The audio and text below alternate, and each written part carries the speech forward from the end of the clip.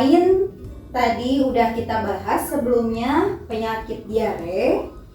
Ada juga penyakit selain diare yang disebabkan oleh tidak diperhatikannya PHBS, yaitu kecacingan dan malaria. Ibu-ibu, pernah nggak anak-anak ibu menderita kecacingan? Kantos? Kantos. Gimana kelihatannya, Bu? Soalnya dia kalau anaknya mah itu jarang pakai sandal di tanah, jadi kayaknya dari sana. Terus dari BAB-nya juga kan suka ada cacing-cacing kecil gitu kan, ya cacingan kayak gitu. Iya Katanya. Iya, Bu. Apa bahayanya jika anak ibu terkena cacingan? Bahayanya ibu Nina? Badannya kecil, Bisa kena otak. kata dokter mah bisa cacingan teh masuk ke tanah teh gitu. Terus akan menghambat sari-sari makanan yang akan masuk ke sel-sel. Bisa juga cacing itu katanya teh mematikan sel saraf. Tadi kan Kata dokter mah itu cenah bahasa abilaran teh. ya, makasih Bu Ai. Nah, selain cacingan, ada malaria juga ya. Tadi udah saya sampaikan, ada malaria juga. Ibu, pernah nggak? Sebenarnya mah malaria tuh kalau kita sebagai di daerah Jawa Barat tidak terlalu endemik ya Bu ya. Kecuali kayak daerah di Kalimantan, NTT, di Maluku ya Bu ya. Di Maluku Utara, Papua Barat itu kan daerah endemik. Cuman karena ini untuk pengetahuan ibu saja ya Bu ya, kita ketahui malaria. Namun sebelumnya pernah nggak sih anak-anak ibu mengalami malaria? Ibu atau siapapun itu keluarga? Belum pernah.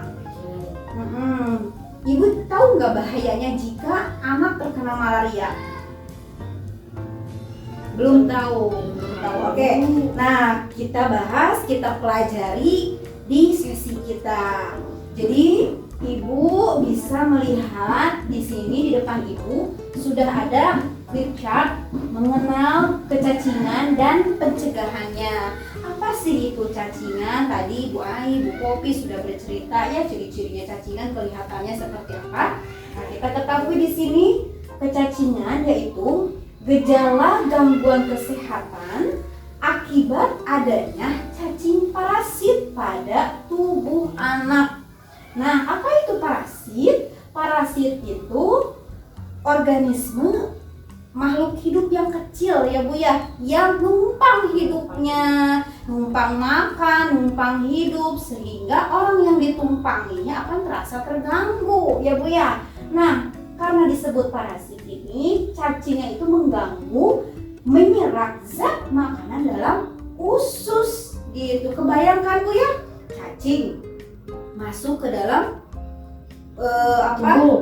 tubuh kepada proses pencernaan, yaitu salah satunya usus. Kemudian menggerogoti usus, cari-cari makan di usus. Akhirnya kan dia mengganggu bukan organisme, mengganggu orang yang ditumpanginya, yaitu anak kita. Jadi si cacing genut, ulangan pegang. Nah, kan dia barisan makan nanti bisa dawat nih Bu, gitu ya. Nah, di sini Bu ada jenis-jenis cacing. Cacing yang pertama cacing gelang. Ini ada bahasa ilmiah, gak usah kita, boleh lah Ibu ya nanti kita. Ini tapi untuk pengetahuan Ibu aja, namanya Ascaris lumbricoides. Nah, ini cacing gelang, panjangnya 10 sampai 30 cm. Kebayangkan Bu, sepanjang penggaris ya Bu ya. Nah, dalam satu hari cacing gelang ini bisa bertelur 100.000 sampai 200.000 butir.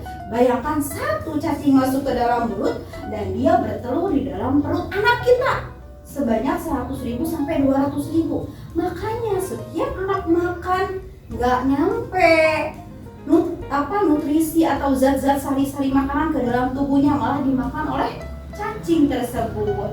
Kemudian ada cacing cambuk, dan ketiga ada cacing tambang ya Bu ya. Nah, pencegahannya bagaimana? Pencegahannya yaitu dengan cara cuci tangan pakai sabun dan air yang mengalir. Boleh nggak cuci tangan tapi nggak pakai sabun? Tidak. Boleh-boleh saja ya, cuman kurang Kurang maksimal ya Bu ya, nggak cukup gitu. Nanti kita akan mempelajari cara cuci tangan selanjutnya nanti ya Bu ya. Kemudian airnya harus mengalir kalau cuci tangan ya Bu ya, nanti kita akan belajar. Kemudian potong kuku pendek, jangan sampai Panjang. jangan sampai kuku-kuku anak kita itu panjang. Udah kalau udah kelihatan panjang, kelihatan kotor, segera bersihkan Bu. Suka ada yang susah anaknya ya kalau lagi dipotong ya, cari waktu kalau anak lagi tidur ya Bu ya, dipotongin kukunya. Selanjutnya gunakan alas kaki jika keluar rumah. Seperti tadi tetangganya Bu Popi kena cacingan karena anaknya jarang pakai sendal, pakai alas kaki jarang. Selanjutnya BAB dan BAK. BAK apa?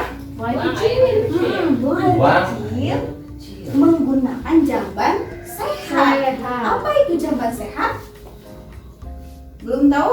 Ada yang udah tahu? Ya, nanti kita akan bahas di selanjutnya. Bersihkan bak penampung air dan tutup. Nah, di rumah ibu kan WC-nya ada yang pakai bak air atau apa sih namanya, ember penampungan air. Nah, itu harus rutin dibersihkan ya Bu ya. Dan membuang sampah pada tempatnya. Pastikan itu, oke? Oke. Selanjutnya di sini mengenal malaria.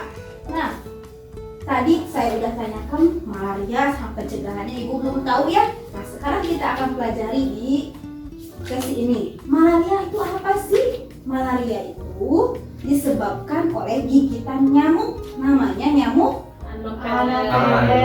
yang jenisnya Betina. betina ya Bu ya. Nyamuk Anopheles betina yang menghidap malaria. Kemudian pencegahannya bagaimana?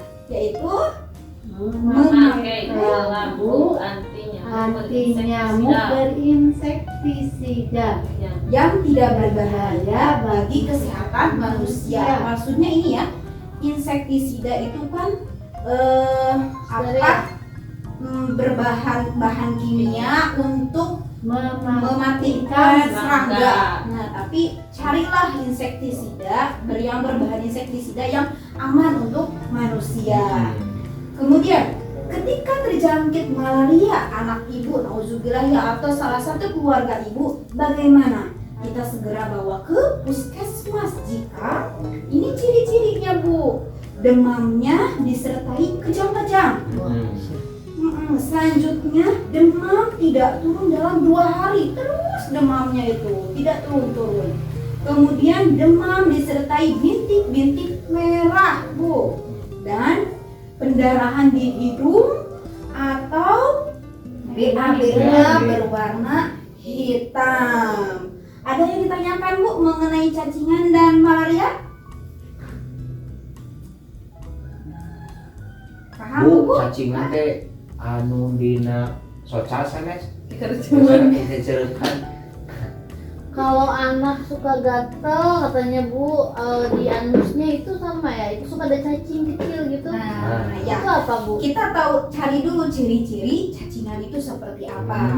Salah satunya gatal di bagian anusnya, kemudian nyeri perut, akhirnya anak jadi rewel. Sering nyeri perut, akhirnya anak jadi rewel. Kemudian diare, sering ada efeknya itu mual, muntah, kemudian tidak nafsu makan. Itu ciri-cirinya. Berarti ibu tadi kalau misalnya sering gatal ya Bu ya anusnya, bagian bisa aja gitu ya, nanti bisa dicek. Makanya kan ada obatnya. Biasanya kalau balita atau anak-anak sekolah TK rutin dari puskesmas berkunjung ke sekolah memberikan obat cacing gitu. Paham Ibu? Atau bisa beli sendiri di apotek. Nah, mengenai cacingan sama malaria ada yang ditanyakan Bu? Cukup Bu. Kalau cukup, dirasa cukup, ini ada film tentang cara agar anak-anak kita tidak terkena cacingan dan malaria. Ya.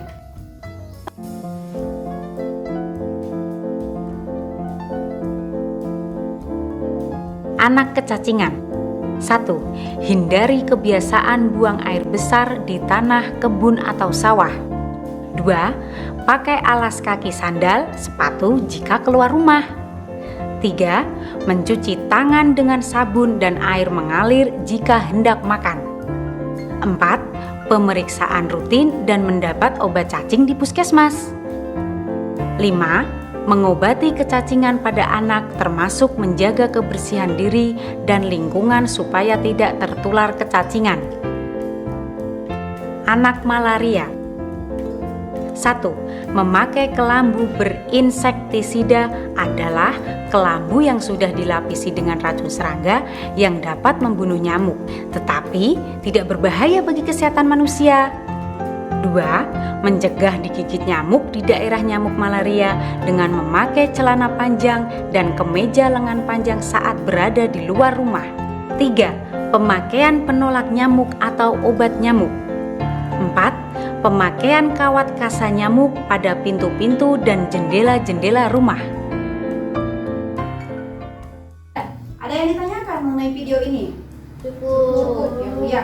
Oke, selanjutnya Ibu punya kartu KIS dan BPJS enggak? Punya. Punya. Pernah digunakan? Pernah. Pernah apa sering? Sering buat. Oh, sering. Berarti sering sakit. Mohon enggak, aku masih umuran kalian ke dalam lapangan. Oh ya Allah.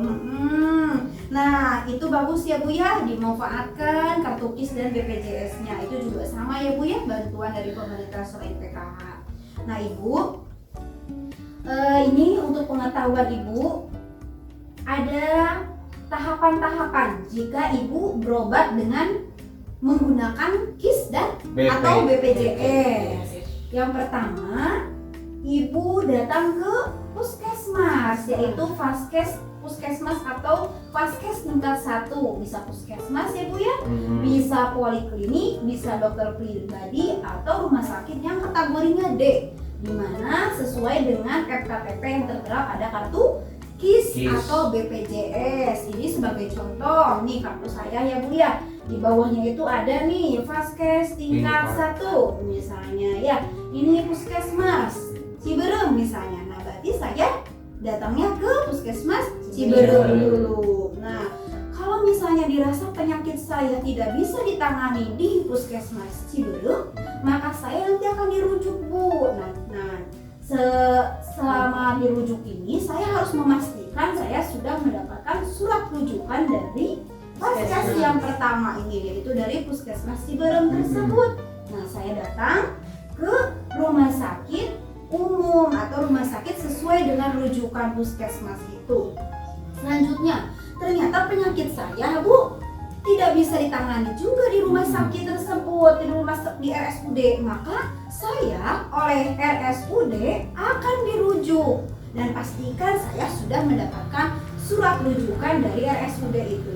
Dirujukkan kemana? Yaitu ke vaskes tingkat 3. Nah, biasanya vaskes tingkat 3 itu adalah rumah sakit nasional seperti rumah sakit Cipto Mangunkusumo, Hasan Sadikin ya Bu ya, itu. Nah, tapi nauzubillah ya Bu ya, jangan sampai kita dirujuk ke vaskes yang ke tingkat 2 ya Bu ya, cukup aja, mudah-mudahan di tingkat 1 sudah cukup ya.